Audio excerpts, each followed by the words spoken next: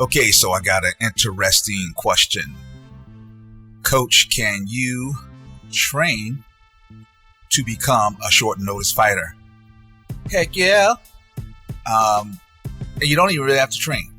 But if you're talking about being a fighter that gets fights, well, that's number one. You got to get fights. You got to show the promoters that you are dependable. 2, can't get hurt. Can't get hurt. And 3, you got to get paid for your time, paid for that resilience, that ability to take short notice projects.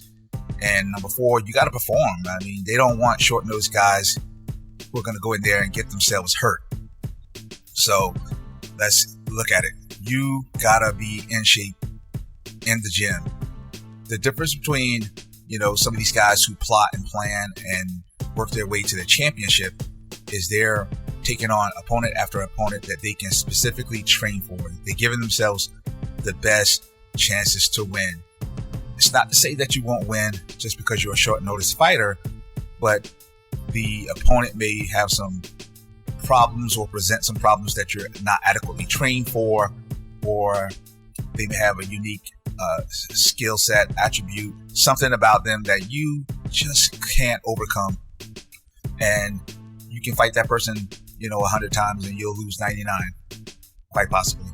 So that's the difference between being a short notice fighter. In my opinion, if you want to be a successful one, you stay in shape. I forget the boxer's name, Emmanuel Burton, I think it was. He was just always ready. He was very awkward.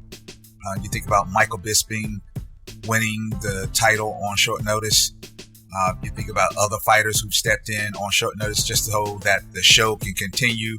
I think we just had the Korean Zombie take on Volkanovski. I think that's probably a 4 weeks short notice, but still, you see it. It does happen. But I think it's also relevant to the fight. I wouldn't take, let's say, a 2-week notice fight and fight for a championship with a guy who's only training, say, 3 days a week. I might do it if I've got a guy who's been training, say, 5 days a week, but he's been looking for a fight anyway. He just couldn't find the fight. And the only thing he has to adapt to is his opponent. My personal belief is that 3 weeks notice, you can adapt your skill set to train for a guy that has probably been preparing for 8 weeks. I think you can adapt and be very competitive to the point where you win.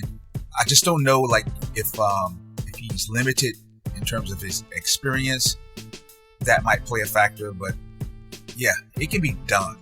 Just should it be done? It's more of a question. Fighting against UFC level guys, being flown out, the hotels, the travel, the fun. It's exciting. That alone can be an exciting lifestyle. Hey, I am Coach Sess, and you've had words with the Mad Coach.